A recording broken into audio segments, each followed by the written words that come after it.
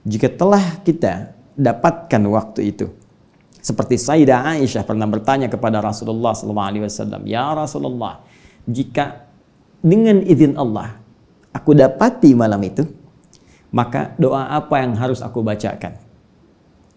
Dalam keterangan-keterangan lain bahkan Nabi memberikan petunjuk, ini amalan yang harus kamu lakukan.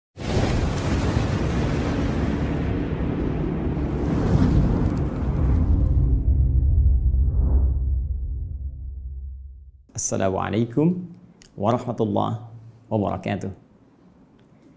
Alhamdulillahi rabbil alamin, alladzi faddala al-mu'minina as-sa'imin wa ja'alahum bi'idhnihi minal muttaqin.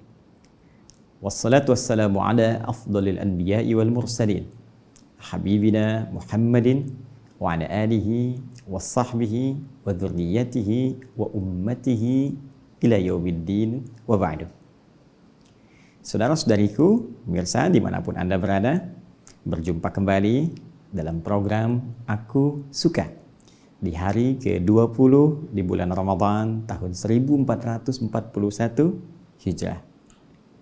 Masya Allah, Alhamdulillah, tak terasa sekarang kita telah masuki puncak 10 hari terakhir di bulan Ramadan yang sangat kita cintai ini.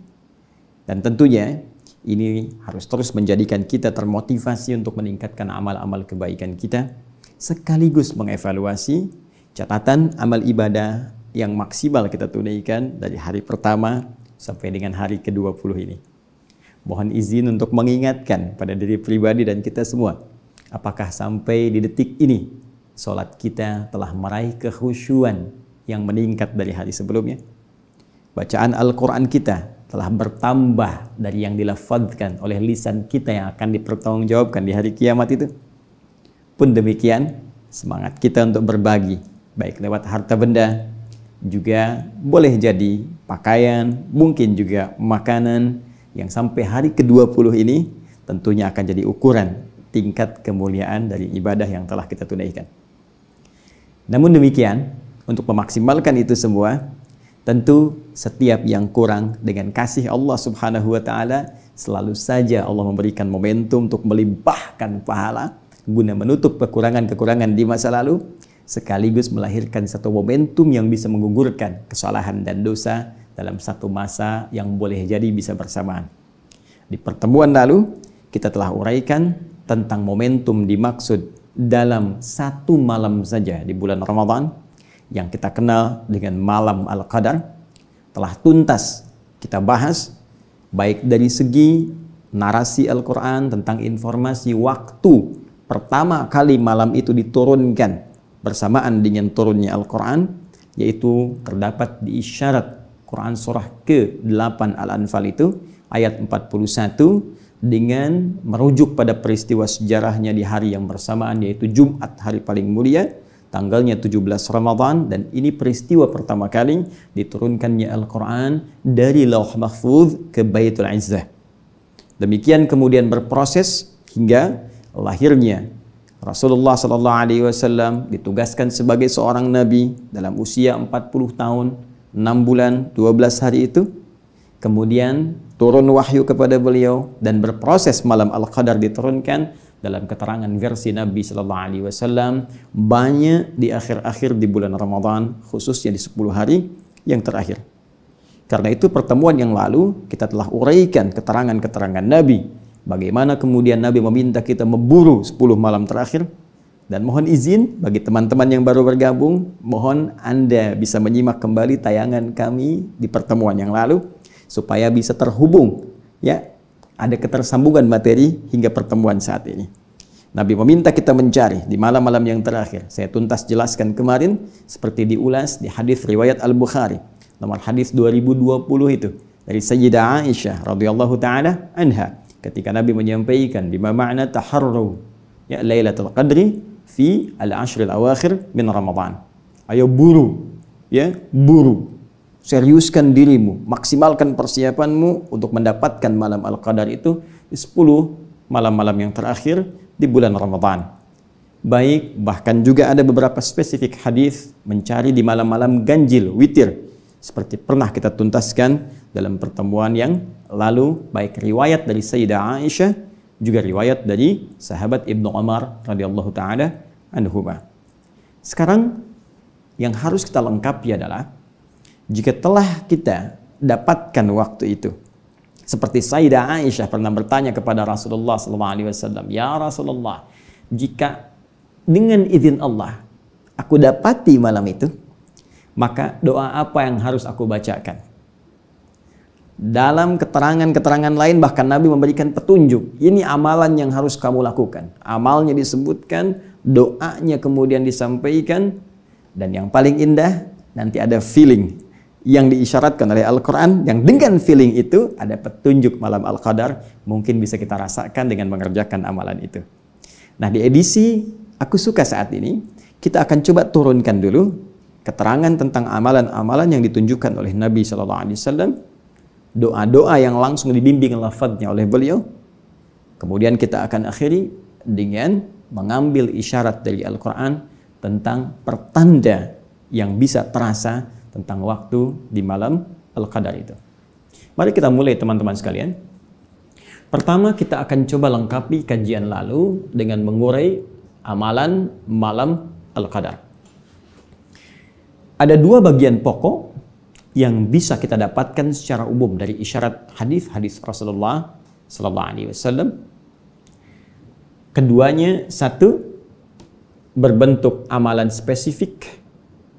Tentunya di antara sekian amal yang bisa kita kerjakan di malam-malam terakhir Ramadan yang diharapkan bersamaan dengan malam Al-Qadar. Tapi ada satu yang spesifik yang disebutkan Nabi sallallahu alaihi wasallam dari sekian rencana amalan itu, yaitu yang disebutkan Al-Imam Al-Bukhari dalam kitab sahihnya nomor hadis 35, juga demikian Al-Imam Muslim dalam kitab sahihnya nomor hadis 765.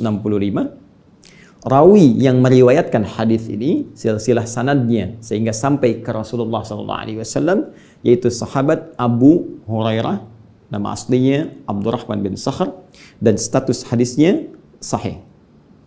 Apa yang Nabi sampaikan? Qala Rasulullah SAW, man yaqum Lailatul Qadri. Ada redaksi lain menyebutkan man qama Lailatul Qadri. Baik.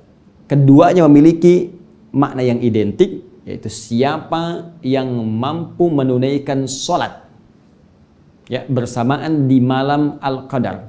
Jadi amalan spesifiknya itu sholat, teman-teman. Ya, amalan spesifiknya sholat. Imanan wahtisaban, yang ia lakukan, satu, dengan penuh keimanan kepada Allah Subhanahu wa taala. Dua, dengan penuh ketulusan disertai rasa mengoreksi diri, ya. Dengan penuh ketulusan disertai rasa mengoreksi diri, introspeksi diri dalam keadaan dia sholat itu. Dia kerjakan karena Allah, dia ukur dirinya yang selama ini boleh jadi jauh dari Allah, kurang sempurna dalam beramal, kemudian dia bermohon dengan penuh kekhusyuan kepada Allah dalam sholatnya. Apa yang didapatkan pada saat itu? Langsung bonusnya Nabi sebutkan, ya, ghufira lahu ma taqaddama min dzambi. Maka bonusnya seketika ia akan mendapatkan ampunan dosa dari semua dosa-dosa yang pernah ia kerjakan selama hidupnya sejak balik sampai detik dia sholat itu. Kenapa saya sebut bonus? Ya, karena jelas kalau pahala telah diisyaratkan langsung dalam Al-Quran. Bukankah jelas, tegas Allah sampaikan di Quran surah 97 Al-Qadar itu? Ya, tegas kalimatnya, Lailatul Qadri khairum min alfi syahr. Ya, malam Al-Qadar itu lebih dari 1000 bulan nilai kemuliaannya. Lebih dari 1000 bulan nilai pahalanya. Jadi kalau Anda bersamaan sholat di malam itu, walaupun 2 rakaat, ya, kemudian ditutup dengan salam, setelah 2 rakaat ini, sekali sholat dibuka dengan takbir, tutup dengan salam. Cuma sekali 2 rakaat, nilainya sama dengan sholat lebih daripada 83 tahun.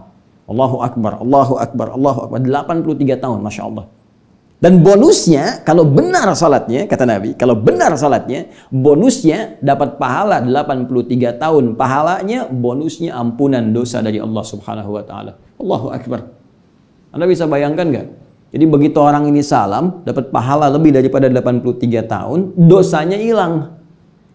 Ya, jadi dosa kosong, amalan banyak. Begitu salam, assalamualaikum warahmatullah, assalamualaikum warahmatullah, tiba kemudian wafat. Atau dia wafat dalam keadaan sujud. Sujud yang terakhir, sedang bermohon, istighfar, dia nangis, banyak dosanya. Tiba-tiba nggak bangun lagi. Punya pahala sujud lebih dari 83 tahun. Dan digugurkan dosanya dengan tangisan yang mengalir, bahkan sampai pipinya itu. Allahu Akbar. Ini luar biasa. Ini adalah apa yang diisyaratkan oleh Nabi Sallallahu Alaihi Wasallam tentang menghidupkan malam-malam Al-Qadar ini, menghidupkan khususnya malam-malam 10 terakhir di bulan Ramadan ini dengan banyak menunaikan salat. Ini yang menjadikan bukan hanya Rasulullah Sallallahu Alaihi Wasallam sampai membangunkan keluarganya. Disebutkan dalam salah satu riwayat, aiqadha ahlah. Ya, beliau membangunkan keluarganya. Allahu Akbar. Istri beliau dibangunkan. Kemudian menantu beliau Ali bin Abi Thalib, tentunya dengan istrinya yang tercinta Fatimah Az-Zahra, istrinya Ali bin Abi Thalib, putrinya Rasulullah sallallahu alaihi wasallam. Ya, dibangunkan. Ayo bangun, hidupkan malamnya. Kalau nggak ada kemuliaan ini, mustahil selevel Nabi pun membangunkan keluarganya yang mulia. Ya, yang tentunya bersama Nabi di surga. Ali bin Abi Thalib disebutkan dari 10, termasuk 10 orang yang masuk surga tanpa hisab. Ya kan? Baik, Fatimah Az-Zahra, Masya Allah, pemudi penghulu surga. Al-Hasan dan Al-Husain, kedua-duanya cucu Nabi, penghulu, pemuda surga. Allahu Akbar. Ya, Fatimah, Ali bin Abi Thalib, keluarga Nabi dibangunkan untuk memaksimalkan amalan ini. Ini yang diteruskan kemudian oleh para sahabat generasi setelah Nabi SAW wafat. Hingga kini, jangan heran, bahkan di Masjid Al-Haram misalnya, di Masjid Nabawi, atau bisa kita katakan kalau dalam konteks ini lockdown misalnya di sana, ya, dalam konteks ahli Mekah yang muslim, ya, kekinian sampai sekarang, ahli Madinah yang muslim tentunya sampai sekarang, ya, karena dilarang yang tidak beriman masuk ke dalam 2 wilayah tanah suci ini, membiasakan pula untuk menghidupkan malam-malam khususnya di 10 hari terakhir Ramadan. Ya, kalau Anda umrah pada bulan-bulan Ramadan akan terasa bagaimana malamnya bangkit kembali, sholat lagi, bahkan diperbanyak bacaannya, diperbanyak kemudian kekhusyuannya, sehingga terasa kenikmatan dalam jiwa. Apa yang diinginkan dari situ? Ini menghidupkan sunnah Nabi. Bangun. Ya, tunaikan. Jadi, bukan sekedar sunnahnya kemudian hidup, tapi pahala, ya. Tapi pahala besar kemungkinan bisa didapatkan, dan bonus sangat besar kemungkinan bisa diraih. Nah, kita beri catatan dalam 2 hal.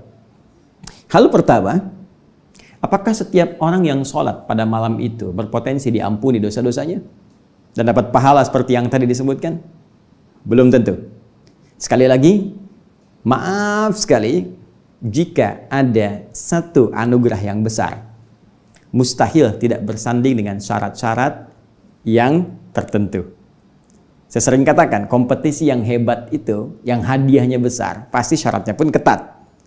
Karena itu, Nabi tidak hanya memberikan gambaran orang sholat dapat ini, orang istighfar dapat ini, tapi ada syarat yang sangat mengikat, syarat ketentuan berlaku. Apa itu? Perhatikan kalimatnya, imanan, wahtisaban. Dia tunaikan dengan keyakinan penuh karena Allah Subhanahu wa Ta'ala, disertai ketulusan. Awas, catat ini ya. Awas, kaidahnya iman tulus, yakin karena Allah Subhanahu wa Ta'ala, dan dijauhkan dari hal-hal yang bisa mengotori dan membelokkan niat kita karena Allah. Karena orang lain sholat, saya sholat. Karena ingin merasakan kenikmatan kalau imamnya si fulan. Karena ingin supaya rame saja, karena ingin supaya meriah saja. Kalau orang hanya sekedar bangkit sholat karena orang lain sholat dan ingin merasakan kemeriahan saja, ya, ingin meraih kenikmatan semu saja, maka tidak ada beda ini dengan yang dimaksudkan Nabi sallallahu alaihi wasallam, "Rabba qaimin laisa lahu min qiyamihi illa as-sahar." Tidak sedikit nanti ada ditemukan orang bangun, orang sholat tak mendapatkan apapun dari sholatnya kecuali lelah begadang saja. Dia tunggu sampai malam sholat tapi niatnya keliru. Malam nanti sholat, ya iya aku juga pengen ikut, cuma pengen ikut bukan ingin meraih kemuliaannya. Baik. Nah, ini bagian pertama. Kemudian bagian kedua, teman-teman sekalian, penting dicatat. Ustadz, apakah untuk mendapatkan kemuliaan ini mesti ke masjid? Atau bisa diraih di rumah? Teman-teman sekalian, Lailatul Qadar itu syarat meraihnya tidak terikat dengan masjid. tapi terikat dengan amalan yang dikerjakan di malam itu. Dalam kondisi normal pun kalau Anda ke masjid, terus malamnya nggak bangun, cuman tidur, ya nggak dapat juga. Jelas ya? Jadi kita ke masjid itu untuk mengondisikan supaya lebih fokus, ya, supaya bisa maksimal termotivasi untuk ibadah. Karena mungkin dalam kondisi ada di rumah, yang dilihat mungkin TV, yang dilihat mungkin bacaan, yang dilihat mungkin internet. Tapi ketika orang ke masjid, kondisinya lebih terfokuskan untuk bisa ibadah dengan maksimal. Ya, nah, TV gak ada di ruangan tempat sholat. Mau baca Quran, orang semua lihat Al-Quran. Mau tiduran, orang bangun. Akhirnya terdorong kita, ya, termotivasi untuk menunaikan ibadah. Bangun malamnya. Tapi kalau Anda cuma datang ke masjid, mindahkan bantal, bawa kasur, ikut tiduran, malam-malam ketiduran, pas bangun sahur, ya nggak dapat juga. Jadi esensi malam Al-Qadar itu lebih kepada bagaimana menghidupkan malam dengan amalan, sekalipun bila tak mampu dikerjakan di masjid seperti sekarang kita lalui pada umumnya di sebagian besar tempat di muka bumi, tidak hanya di Indonesia, maka tidak ada alasan untuk tidak menghidupkan malam dengan ibadah di rumah yang telah kita kondisikan. Ya, baik. Jadi teman-teman sekalian, jangan kemudian kita jadikan alasan, wah saya nggak bisa ke masjid nih, saya nggak bisa dapat malam Al-Qadar. Tidak. Anda bikin kondisi di dalam rumah, kondisikan satu ruangan, hidupkan malamnya, bangun jam 2, ya, bangun misalnya 2:30, walaupun Anda sedikit ambil bagiannya untuk menunaikan sholat, isi dengan istighfar, sementara tiduran dulu sejenak, kemudian bangkit untuk menunaikan sahur, makan, istighfar lagi, isi. Yang penting hidupkan. Ya. Jadi ini bagian kedua yang penting kita jawab. Syarat mendapatkan kemuliaan ini tidak terikat dengan tempat di masjid, tapi lebih kepada bagaimana menghidupkan malamnya dan menghadirkan suasana yang sekiranya bisa kita maksimalkan untuk menunaikan ibadah kepada Allah Subhanahu wa taala. Baik, ini bagian yang pertama. Kemudian yang kedua, ada isyarat yang ditemukan juga dalam hadis-hadis Nabi sallallahu alaihi wasallam, bimbingan langsung tentang satu doa yang langsung ditalqinkan, dibacakan melalui lisan Nabi yang sangat mulia kepada istri beliau tercinta Sayyidah Aisyah radhiyallahu taala anha. Ketika Sayyidah Aisyah bertanya pada Rasulullah, "Ya Rasulullah, jika dengan izin Allah tentunya, ya, aku berkesempatan bersamaan mendapatkan malam Al-Qadar itu, apa yang harus aku katakan? Apa yang harus aku bacakan dalam doa? Madza aqulu fiha?" Baik, ini dirangkum keterangannya dalam salah satu hadis yang bisa kita lacak, riwayat At-Tirmidzi, nomor hadis 3513, juga ditemukan pula di hadis riwayat Ibnu Majah, nomor hadis 3119. Rawi yang meriwayatkannya Sayyidah Aisyah radhiyallahu taala anha, dan status hadisnya sahih. Apa bunyi doanya? Baik, kita bacakan pelan-pelan. Saya yakin tak dituliskan pun, insya Allah kita semua sebetulnya sudah hafal. Hanya tinggal menempatkannya saja. Ikuti saya. Allahumma. Baik. Allahumma innaka afuwun tuhibbul afwa fa'fu anni. Baik, saya coba tuliskan saja ya, supaya mudah untuk kita pahami. Saya izin hapus dulu sebentar. Ya, saya hitung sampai 5 ya. Baik, siap. 1, 2, 3, 4, 5. Baik. Simpan di sini. Allahumma. Tuliskan. Allahumma. Innaka afuwun tuhibbul afwa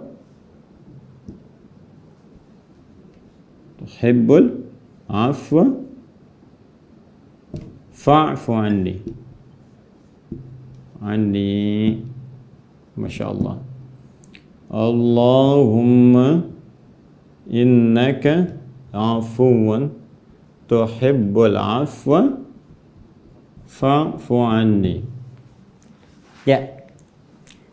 Ya Allah, ingat Allahumma itu penyatuan antara ya dengan Allah, disatukan menjadi Allahumma. Dan kalimat ini tidak diucapkan kecuali dengan penuh kerendahan hati dan ketawadhuan. Ini yang dimaksud Quran surah ke-7 ayat 205. Wadhkur rabbaka fi nafsika tadarruan wa khifatan wa dunal jahri bidal qaul. Ya, berdoa. Ya, sebut nama Rabbmu dalam jiwamu, mohon dengan penuh ketawadhuan dan penuh harap. Jadi kalau berdoa kata Quran itu harus optimis minta, penuh harap tapi tawadhu sifatnya. Ya, sifatnya tawadhu. Baik, jadi ketika Anda mengucapkan Allahumma, minta dengan penuh kekhusyuan, ketawadhuan. Jangan naikkan keadaan diri kita. Makanya ada dalam riwayat sambil mengangkat tangan dari beberapa doa itu dipertemukan sambil kita bermohon dengan penuh kekhusyuan kepada Allah. Innaka afuwun. Ya Allah, sungguh hanya Engkau. Ya, hanya Engkau ya Rabb. Ya, tapi ingat, cara memohon dengan kalimat hanya Engkau ini, innanya kan harfu nasbin. Ya, wa taukidin tansibul isma wa tarfa'ul khabara mabniyun 'alal fathi la mahalla lahu minal i'rab. Ya, harfu nasbin wa taukidin. Saya pernah banyak ulas ini. Itu kalau sekedar nahwu, tapi kalau kita bawa ke ilmu lughah, ke fikihnya, nasab ar-rajulu asahu 'alal ardi. Ya, seorang lelaki menancapkan tongkatnya di bumi ke tanah dengan kuat sehingga enggak goyah. Ya, jadi maksudnya apa? Anda kalau mengucapkan dengan kalimat inna, tancapkan dalam hati Anda yang paling dalam. Seakan Anda mengatakan begini, ya Allah, sungguh hamba sangat yakin dengan keyakinan yang tak pernah goyah dalam jiwa hamba. Hanya Engkau afuun yang maha pemaaf. Hanya Engkau yang pasti memaafkan semua salah tanpa kecuali. Hanya Engkau yang pasti menggugurkan semua dosa-dosa jika hamba ada yang ingin bertobat kembali kepadamu. Tuhibbul afwa. Dan Kau mencintai orang-orang yang ingin minta maaf, minta ampun kepadamu. Ini kalimatnya indah sekali. Ya Allah, aku tak pernah goyah. Aku yakin hanya Engkau yang maha maaf, mengampuni dosa-dosa, menggugurkan semua salah. Dan aku yakin tanpa goyah ya Allah, Engkau mencintai setiap yang mau minta maaf. Engkau mencintai setiap orang-orang yang mau bertobat. Fa'fu anni. Maka dengan sifat cintamu ini, mohon maafkan kesalahan hamba. Ya. Kalimatnya indah sekali. Karena ada memaafkan dengan cinta, ada maaf tanpa cinta. Ada anak salah pada ibunya. Ya kan? Dengan sayangnya ibu, ada yang cuma membelai, sudah ibu maafkan. Ada yang menangis sajalah, sudah nak, sudahlah. Lupakan semua itu. Tapi ada orang yang datang, ya karena perselisihan mau minta maaf, tapi cinta belum hadir. Sehingga kalimat-kalimat kasar yang keluar. Kan sudah saya bilang dari dulu, mau begini. Nah, tidak. Nabi mengajarkan kepada kita, ya Allah, ya, Engkau mencintai orang-orang yang minta maaf. Hambamu yang mohon ampunan. Maka dengan cintamu itu mohon maafkan hamba. Indah kalimatnya. Baik ya? Dosa apapun, sepanjang nyawa belum di kerongkongan. Anda pernah berbuat apapun. Ya, perbuatan-perbuatan yang sangat masuk bahkan dalam kategori dosa besar. Ya, perbuatan musyrik. Kadang-kadang nggak sadar, riya itu musyrik kecil. Ya, ingin dilihat orang, ingin didengar orang. Apalagi musyrik betulan. Hati-hati dalam konteks betulan yang saya sebutkan yang nyata benar-benar termasuk dosa besar yang disebutkan langsung oleh Nabi Sallallahu Alaihi Wasallam. Ya, meminta kepada selain Allah Subhanahu Wa Taala, datang ke dukun-dukun, datang ke paranormal, ya, ke benda-benda tertentu, merasa ada dikeramatkan, memberikan suatu kekuatan dan sebagainya. Tinggalkan semua itu, kembali kepada Allah, minta ampun. Mungkin itulah detik perubahan dalam kehidupan kita. Detik-detik yang sangat menentukan dalam hisab kita saat kembali kepada Allah Subhanahu wa Ta'ala. Ingat, ketika momennya ada, maka semua kemuliaan dan kebahagiaan boleh jadi akan menghampiri kita semua. Satu poin itu. Nah, jadi ini ibadah yang tadi disyariatkan melalui salat. Kemudian yang kedua, doa yang dimintakan melalui bacaan yang saya tuliskan. Dan Masya Allah, saya itu sering kali menghadirkan kekaguman pada orang tua kita dulu. Ulama-ulama kita. Tidak banyak mengungkap dalil-dalil, tidak banyak terlalu panjang-panjang memberikan arahan. Cukup diberikan amalan masyarakat awam. Sudah. Bukankah setiap tarawih kita dibimbing membaca doa ini? Allahumma innaka afuwun tuhibbul afwa fa'fu anni. Ya, kalau kata gantinya banyak untuk keluarga kita, bukan untuk yang personal saja. Allahumma innaka afuwun tuhibbul afwa fa'fu anna. Ya. Kadang-kadang dimasukkan al-asmaul husnanya. Allahumma innaka afuwun karim, tuhibbul afwa fa'fu anna ya karim. Tuh. Kalau kita konsisten tarawih tuh, bukankah tarawih kan dikerjakannya kalau nggak tengah malam, ya kan? Atau ditarik maju ba'da isya. Sedangkan waktu Al-Qadar kan di Quran disebutkan, hiya hatta matla'il fajr. Malam Al-Qadar itu terbentang luas sampai ke pembuka fajar, menjelang fajar. Maka kalau benar kita konsisten sholat malamnya, lakukan dengan baik, baik di tarawih sifatnya qiyamul lail ataupun tahajud, maka peluang ini akan mungkin bisa kita maksimalkan. Nah, sampai di sini, setelah mengetahui amalan utama, ya saya katakan utama karena nanti ada amalan-amalan turunan. Kan tak mungkin Anda isi tengah malam cuma sholat 2 rakaat, istighfar, terus tidur. Kenapa nggak kita tambah dengan yang lain?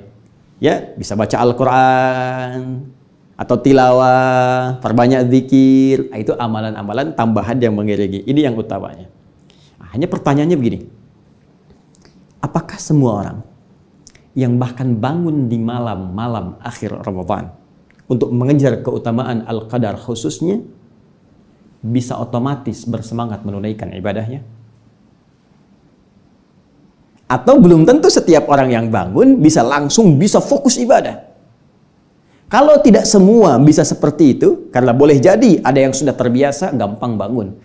Ada yang baru ingin memulai, 20 hari ke belakang nggak ngapa-ngapain, dia kejar yang 10 malam terakhir. Belum tentu keinginan itu akan disertai dengan kebiasaan. Karena belum jadi kebiasaan, belum tentu mudah untuk bangun di malam harinya. Dan kalaupun sekali bangun, belum tentu khusyuk. Ya.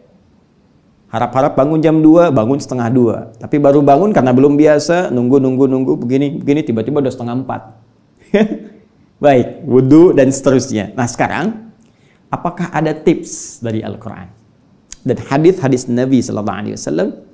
Kalau saya ingin bangun dan memfokuskan diri, seperti apa cara bangunnya? Bagaimana saya bisa memfokuskan diri dan di mana tempatnya? Teman-teman sekalian, dalam bahasa Arab, jika Anda ingin mengonsentrasikan diri, fokus terhadap sesuatu, dalam kondisi tertentu khusus, yang sulit dipalingkan pada yang lain, maka bahasa Arabnya disebut dengan akafa. Ya, kata kerjanya disebut dengan akafa. Saya tuliskan begini. Ain, kaf, ha. Ain, kaf, fa. Ya. Ain, kaf, fa. Akafa. Baik. Orangnya disebut akif. Alladzi lazima bihi. Akif. Orang yang konsisten terhadap sesuatu, fokus dan sulit untuk berpaling. Jamaknya tambah un di ujungnya. Akifun plus un jadi akifun. Orang-orang yang fokus. Mengondisikan satu keadaan, fokus di situ sulit dipalingkan. Karena itu saat Nabi Ibrahim alaihissalam mengingatkan ayahandanya bahkan kaumnya, ya, yang sedang fokus terhadap sesembahan, ya, fokus terhadap berhala, sampai-sampai dipanggil sulit, diingatkan marah. Itu ada di Quran surah ke-21 Al-Anbiya ayat ke-52. Ya, sampai diabadikan di Al-Quran, idz qala li abihi wa qaumihi ma hadhihi at-tamathilul lati antum laha akifun. Ini apa sih istimewanya patung-patung ini? Istimewanya berhala-berhala ini sampai kalian begitu fokus, sulit dipalingkan dari itu. Diajak pada yang baik, susah diarahkan kepada pencipta, nggak bisa diingatkan, marah-marah. Akif. Nah, ini menunjuk pada sisi bahasa. Ya, baik.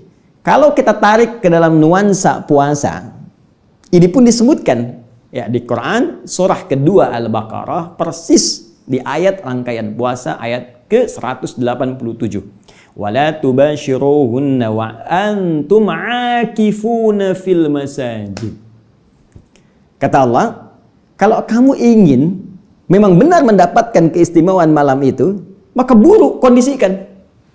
Cari tempat dalam suasana normal, pergi ke masjid-masjid, cari spesifik, kondisikan tempatmu di situ. Fokus mencari ibadah-ibadah, fokus cari tempat-tempat yang spesifik dalam masjid pun bisa membuat kamu bisa nyaman ibadah. Ya, makanya Nabi kan ada spesifik tempat khusus beliau. Sampai sekarang dikenal dengan tiang tahajudnya Nabi. Ya, kalau kita nanti ilustrasikan dari dalam itu ada seperti panggung, ya, di area dekat Raudhah sebelah kanan. Kemudian sebelah kirinya persis di belakang makam Nabi Sallallahu Alaihi Wasallam, area seperti panggung sekarang, ada tiang ke belakangnya itu amudit tahajud, tiang tahajudnya Nabi Sallallahu Alaihi Wasallam. Ada sahabat yang sayap kanan, ya, ada dekat-dekat ke mihrab seperti Umar bin Khattab radhiyallahu taala anhu. Cari tempat strategis yang mengondisikan kita bisa fokus ibadah, bisa nikmat. Orangnya oleh Al-Quran disebut dengan akifun. Bahkan nanti, ya, area Masjidil Haram pun disebutkan oleh Al-Quran sebagai tempat yang bisa digunakan sebagai akif, fokus untuk ibadah. Sejak zaman Nabi Ibrahim dan Nabi Ismail alaihissalam, keduanya diperintahkan mengondisikan area sekitaran Ka'bah untuk digunakan orang-orang fokus ibadah. Itu ada di Al-Baqarah surah kedua ayat 125. Paling kanan ke pertengahan. Wa idz ja'alna al-baita mathabatan lin-nasi wa amna wattakhidhu min maqami Ibrahim musalla wa ahidna ila Ibrahim wa Ismail an tahira baitiya lit-taifin wal 'akifin warruka'is sujud. Allah perintahkan pada Nabi Ibrahim, Nabi Ismail alaihissalam, bersihkan area-area ini, bersihkan area-area Ka'bah. Nanti untuk orang-orang yang salat, ya, orang-orang yang tawaf sebelumnya, juga orang-orang yang akan fokus untuk beribadah kepada Allah Subhanahu wa taala. Nah, jika kita ingin berusaha menjadi orang yang fokus ini, akif, dan mengondisikan diri, menyiapkan perlengkapan yang bagus, mengatur waktu yang terbaik, mencari tempat-tempat strategi supaya mengambil substansi dari apa yang disebutkan tadi, maka jika kita ingin berusaha mewujudkan itu secara bahasa, tambahkan hamzah wasal di depannya, alif begini, kemudian ta setelah huruf pertama dari kata asal. Kata asal akafa, huruf pertama, setelahnya tambah ta. Ini. Yang ini diharakati kasrah, iya. Yang ini pindahkan ke ta begini. Sedangkan ini jadi mati. Berubah dari akafa menjadi i'takafa. Ya'takifu. I'takafa talibu, ya, lil qiraati wal muraja'ah.